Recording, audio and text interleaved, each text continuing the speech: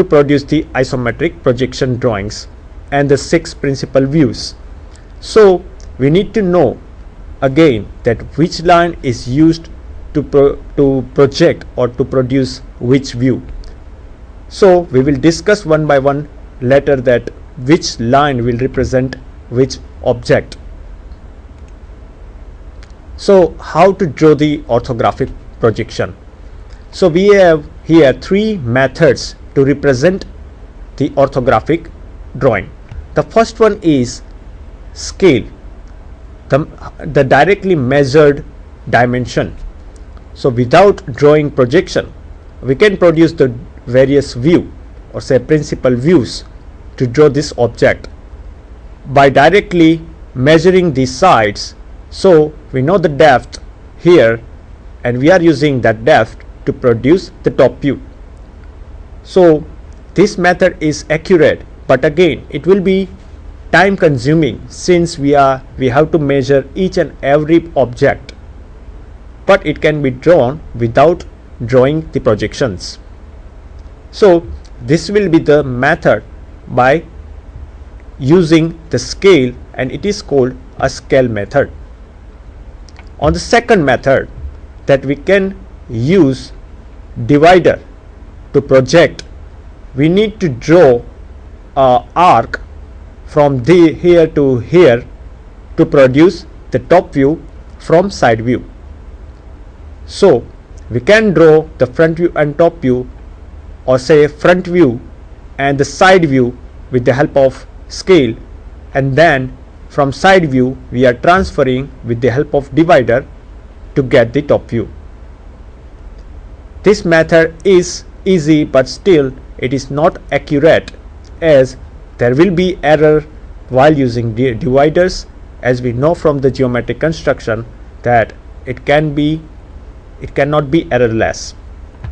So again here we don't have to transfer this projection to get the top view, but still we can use divider, and this is the method is called dividers.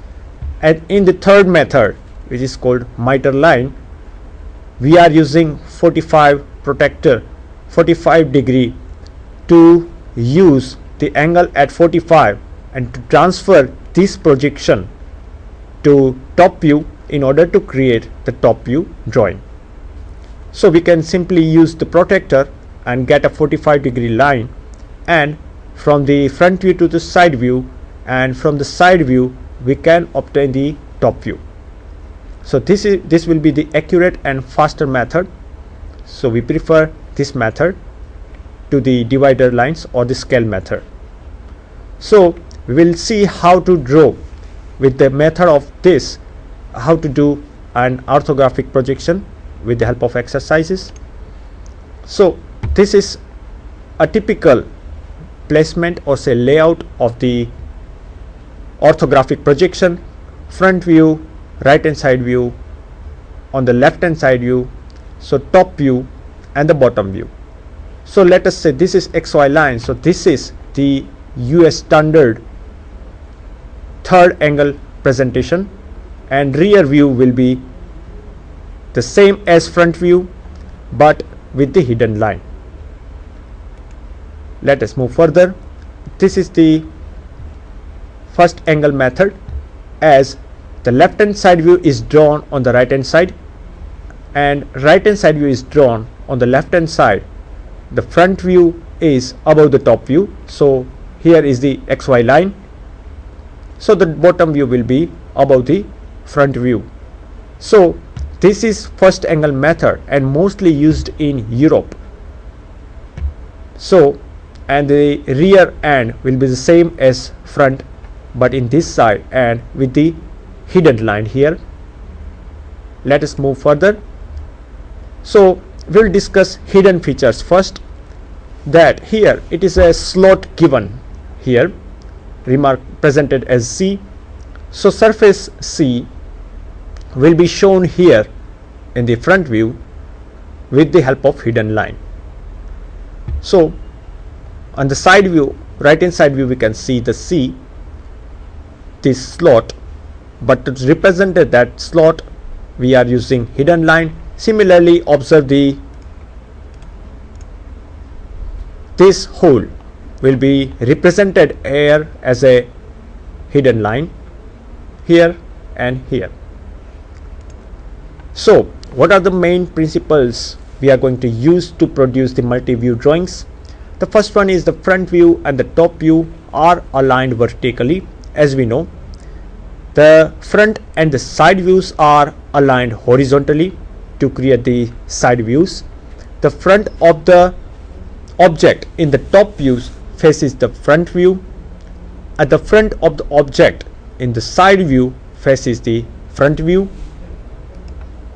The depth of the top view is same as the depth of the side view, and the width of the top view is the same as width of the front view, and the last one, the height of the side view is same as the height of front view. So these are the principles that we have to keep in our mind to draw the multi-view drawings. Moving on further, we will now see that how to produce orthographic projection. Let us say 3D isometric drawing, we are producing 2D orthographic projection.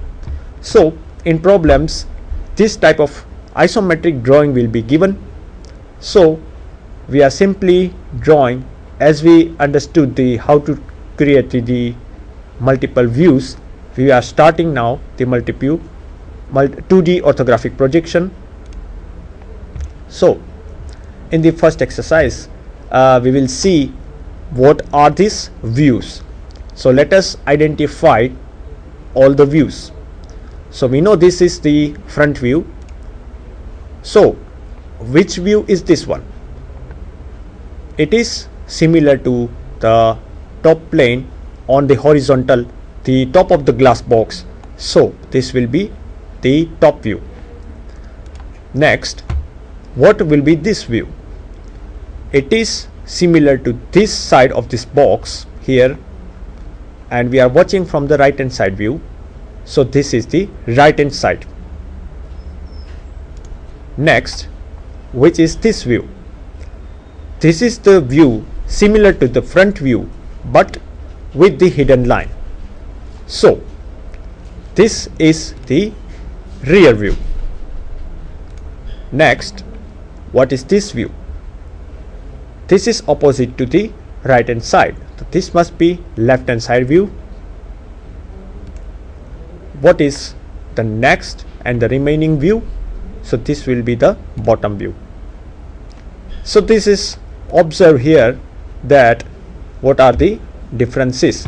So we are simply transferring this dimension in order to create the top view, and similarly top view to create left hand side view.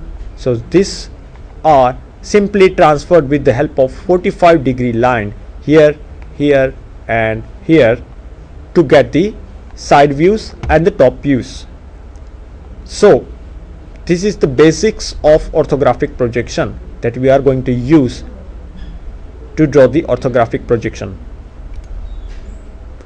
So observe this mirror images. As we have seen, the left hand and right hand side view will be the mirror images.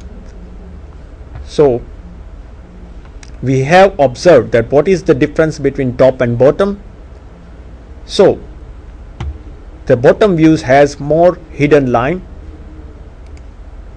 and they are the mirror images with the different line types. And which views have the least amount of hidden line or dashed lines? That will be front and top views, because these are the front and top views. This has the least hidden line that we can observe. So hence it is called the principal views. So in standard views, while constructing an orthographic projection, we need to include enough views to completely describe the true shape of a part. So it is up to a designer that how many views that we need to create. Let us see different example. So the standard views that we are using in orthographic projection are front view, top view and right hand side view, and the remaining three views usually we don't use, which is to add any new information. For example, how many views do we need to completely describe a block? So if this dimension and this dimension are the same, how many views that we required to describe the completely this block? The answer will be 2 views, since this and this view will be duplicate. So on the drawing, the duplicate views are to be avoided. So any views containing duplicate information, that has to be avoided.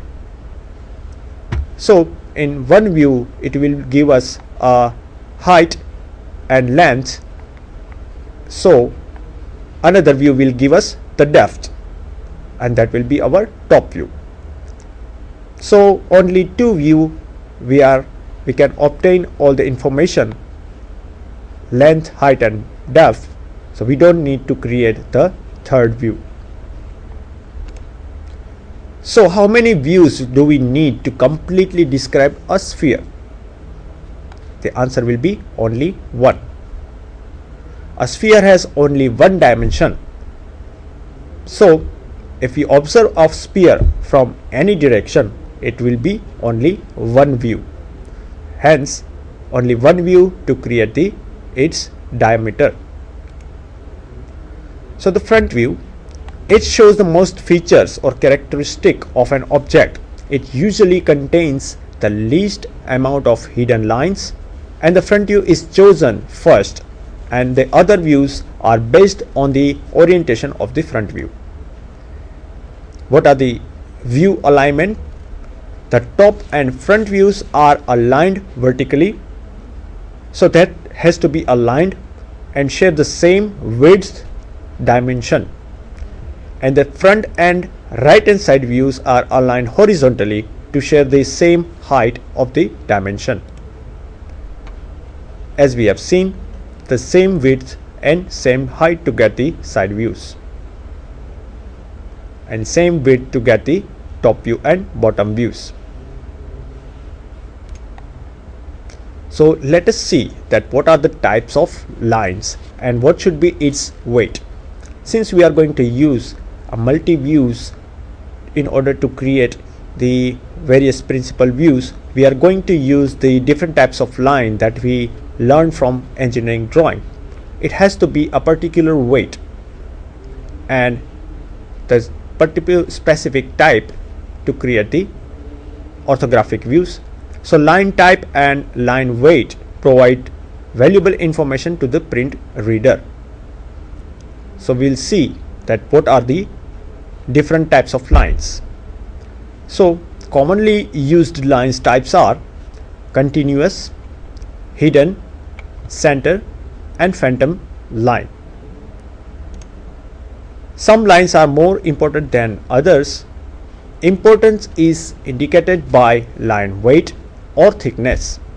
So the thicker the line, the more important it is. So usually the surface of the object is produced by a thicker line.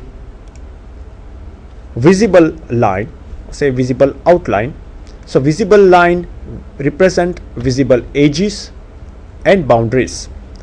So it will be the continuous line and thickness will be 0.5 to 0.6 mm. And hidden lines represents the edges and boundaries that cannot be seen and is also called dashed medium thick, and the weight will be 0.35 to 0.45 mm. And the last center line represents the axis of symmetry, or say the axis of the circle, and it is the long dashed, short dashed and thin line, and the weight will be typically 0.3 mm. Phantom line are used to indicate imaginary features. It is same, the parts are in motion, So alternate position of the moving parts, adjacent position of the related parts. The lines type is the long dashed, short dashed and short dashed, and the line weight is usually 0.3 mm. Let us see these old line types. The more important is the dimension and extension lines. So the dimension extension line are used to show the sizes of the object. In general, a dimension line is placed between two extension line and is terminated by the arrowheads, which indicates the direction and extent of the dimensions. The line type is continuous and the line weight is 0.3 mm. Cutting plane that we are going to use in the section of solid chapter. So the cutting plane lines are used to show where an imaginary cut has been made throughout the object in order to view the interior surfaces. So if the object is complicated and we need to show the interior features, we are going to use the cutting plane line, and the line types is phantom, and the light weight is very thick, say 0.6 to 0.8 mm.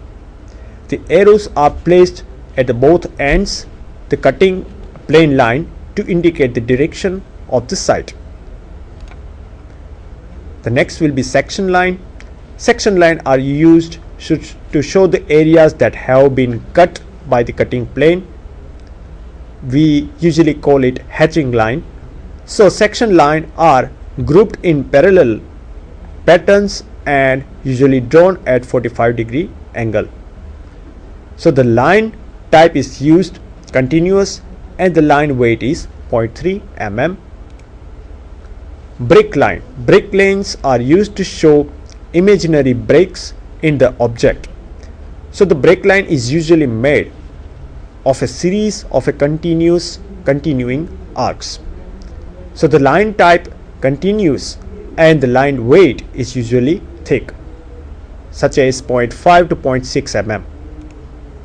Let us see one more exercise on line types. So which of the following types is visible line? From these three, the answer will be the middle one. Next, which of